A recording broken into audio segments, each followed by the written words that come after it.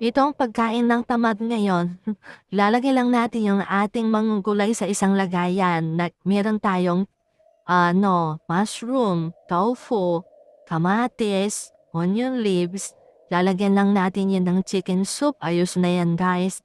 Lalagyan din natin ng konting soy sauce tsaka oyster sauce at syempre yung black pepper natin.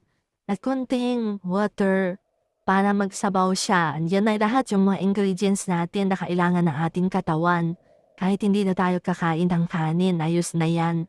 Higop-higop lang tayo sa araw na to kasi wala naman tayong masyadong mabigat na ginagawa. So, less kanin tayong ngayon kasi kumain na tayo ng kanin na marami kahagabi. So, this time naman, kasamahan lang natin yan ng prutas. Ayos na, guys. Tikman nga natin kung ayos na. Approve na. Kain na tayo.